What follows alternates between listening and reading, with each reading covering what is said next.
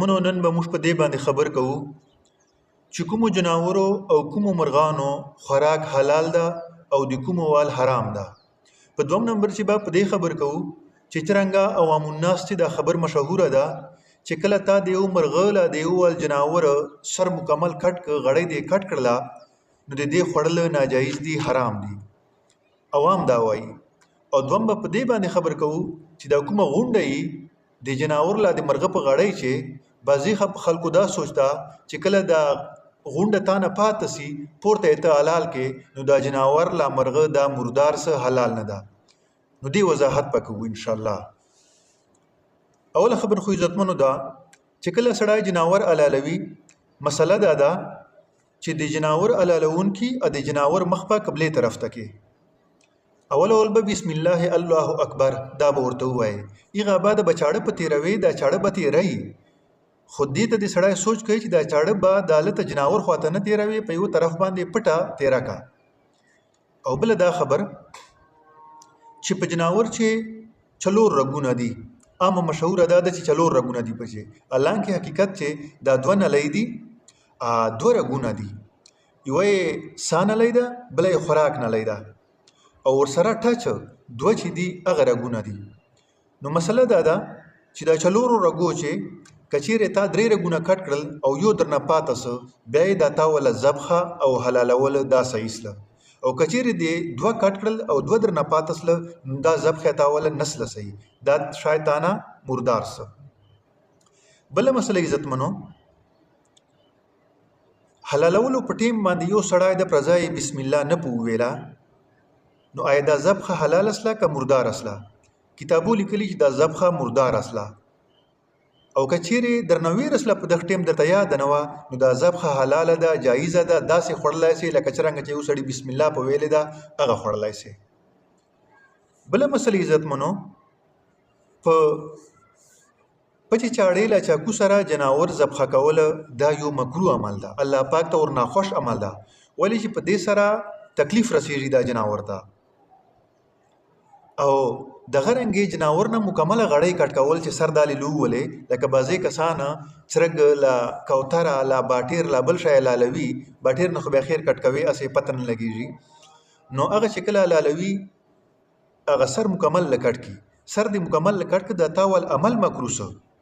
هغه مرغه لا جناور چې تا کوم حلال که سر دې مکمل ګډ لکټ کړی دا جدا دی که دغه جناور لا مرغه نه د مردار او نه چې کومه دي مکروه ده، صرف تاول عمل مکروه ده، لدې سړی جان بچ کوي. البته یو سړی د وسواسي د مطمئن کېږي نه وایي چې کدې سیمه نه رګونه له پاتسلی هغه کس که مکمله غړۍ لا سر لکټ کی ته اجازت ستا، نور عموما له مرغه جناور نه به سر مکمل نه کټ کوي، دا عمل مکروه ده. دغه رنګې تاسو موږ وینو د بازارو چې بریلر خرچېږي نو بریلر چې څرنګه حلالۍ فوراً دی له ګرمي چرمن له درې کی او هغه بعد یې ټوټې ټوټې کی چوره پورې چې مرغه له د جناور سوړسلی نه وي تر دغه ټیمه پورې د ټوټې کول له دنه چرمن اړول دغه مکروه عمل ده، دا عمل دی سړی نه کوي. دغه رنګې د مسلمان والا ذبحه چې ده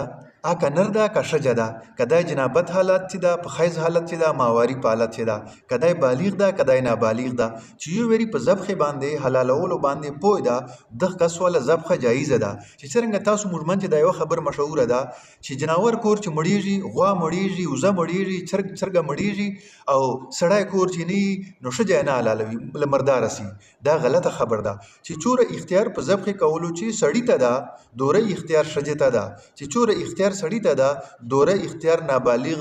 ماشوم ته ستا چې کوم ماشوم په صحیح ذبحې طریقې باندې پوهېږي. دغه رنګې د غیر مسلم والا ذبحه کول دا جایز دي که ناجایز دي؟ عزتمنو چې کوم مشرک ته مشرکانو چې بیا کافر ده نو د هندو والا ذبحه چې ده ناجایزه ده، هندو والا ذبحه نسې خوړلی. دغه رنګې کتابي چې دا موږ اهل کتاب ورته وایو عیسائی او یهودي د دې والا ذبحه جایزه ده او د دې والا ذبحه خوړلی شي، په دې چې حرمت نشته ده. بله خبر ده چې تا خواته فرض کا چاړه نسته، چاقو نسته ده، بل داسې یو کاڼی ده چې هغه هغه چنګې تیره دی چاړې غوندې لا یې بانس والا پټه ده لرګی ده هغه تیره ده آیا په دې حلاله وایسې که نه بلکل یې په دې باندې حلاله ولی دا جایز دي چې یو ویرې تیره وي او د مرغه لا جناور ته تکلیف نه پرسېږي دغه رنګې د غیر مسلم ده هندو ده کافر ده مشرک ده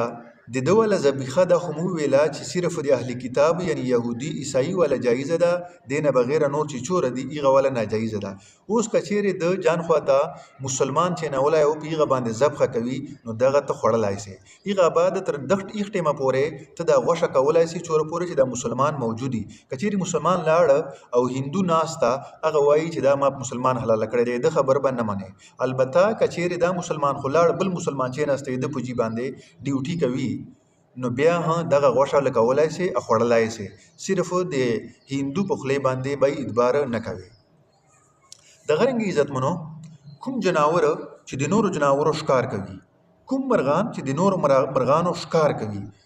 کوم مرغان چې مردارې ګنګي خوري دو درې قسمه مرغانو جناورو والے غوښه خوړل چې دي دا حرام دي ناجایز دي نورو مرغانو والا خوړلی سي اوس د دې ول تفصیل درته کوم کوم جناور او مرغان چې د نورو جناورو ښکار کوي لا په پنجې سره لا داسې غوټه پوي خوري لا یې چیر پاړ کوي نو د دو ولې غوښې نسې خوړلی د دو خوراک ناجایز ده لکه زمری لیوه ګیدړ پیشۍ سپای بیزو باز ډینګ ګیده دغسې نور شیانه دغه رنګې مرغانو چې نو یې دغو جناورو ول خوراک چې ده هغه ناجایز ده لکه دی چې کاغه مردارې خوري ګندونه خوري او نور داسې مرغان دي چې اب پاته سلي خو تاسې په هغه باندې خپله سوچ کوو چې کوم ګنګي خوري د هغه ول خوراک ناجایز ده دغه رنګې مرغانو چې طوطي څه لا طوطي ول بل قسم څه هغه ته مینه وایي لا مرغۍ سله دغه رنګې باټیر کوتره پتخ سوی